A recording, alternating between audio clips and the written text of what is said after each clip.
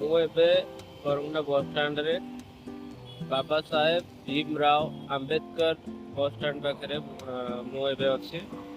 ଏବେ ସମୟ ଦେଖିପାରୁଥିବେ 7:37 PM। ତ କେତେ ଅଛି? 95% ଚାର୍ଜ ଅଛି। 95 କିମି ଯିବ। 91 କିମି ବର୍ତ୍ତମାନ ଯାଇଛି।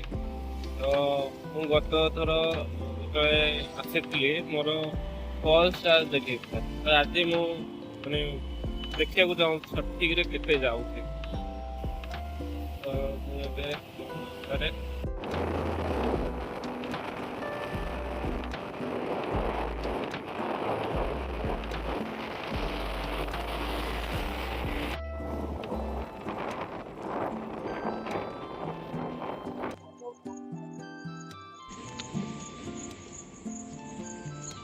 ଏବେ ଗାଁରେ ପହଞ୍ଚିଲି।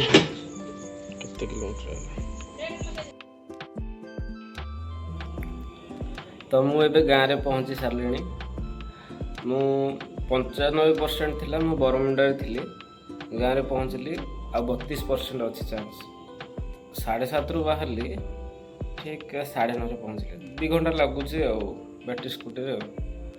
ତ ମୋର କହିବା କଥା, ଆମେ ପୂର୍ବଥର ଆମେ 2 ଜଣ ଯାଇଥିଲୁ ସ୍କୁଟିରେ। ଗାଁରୁ ବାହାରିଲୁ ଭୁବନେଶ୍ୱରରେ ପହଞ୍ଚିବାକୁ ମାନେ ଟୋଟାଲ୍ ଲାଗିଗଲା 95% ଚାର୍ଜ। ତ ପୂର୍ବଥର ମୋତେ ଲାଗୁଛି ଆମେ 2 ଜଣ ଯାଇଥିଲୁ ବୋଲି ଏତେ ଚାର୍ଜ ପଳେଇଲା। ଆଉ 5% ଥିଲା ଲାଷ୍ଟକୁ। ପୁରା 100% ଚାର୍ଜ କରିଥିଲି। ପହଞ୍ଚିଲା ବେଳକୁ 5% ଚାର୍ଜ ଥିଲା। ତ ଆଉ ଡ୍ୟୁଟି କି ଗାଡ଼ି ବି ନେଇପାରିନଥିଲି। କିନ୍ତୁ ଏବେ ଯେଉଁ ଭୁବନେଶ୍ୱରରୁ ଆସିଲି ଠିକ୍ ଠାକ୍ ଚାର୍ଜ ଦେଖେଇଲା।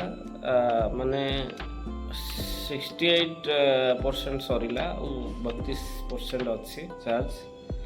ଠିକ୍ ଠାକ୍ ଅଛି। ପୂର୍ବଥର ଯେମିତି ଚାର୍ଜ ଗଲା ମୁଁ ପୁରା ଡରି ଯାଇଥିଲି। ମୁଁ ଖାଲି ଫଲ୍ସ ଚାର୍ଜ ଦେଖାଉଛି। ଭୁଲ ତ ଆମର, ଆମେ 2 ଜଣ ଯାଇଛୁ। 2 ଜଣ ଗଲେ ଟିକେ ଅଧିକ ଚାର୍ଜ ସରୁଛେ। ଯିଏ ବି ଇଲେକ୍ଟ୍ରିକ୍ ଗାଡ଼ି ଚଲାଉଛନ୍ତି ଆଇକ୍ୟୁର, ଦେଖି ଚାହିଁ ଗାଡ଼ି ଚଲାଇବେ ଆଉ।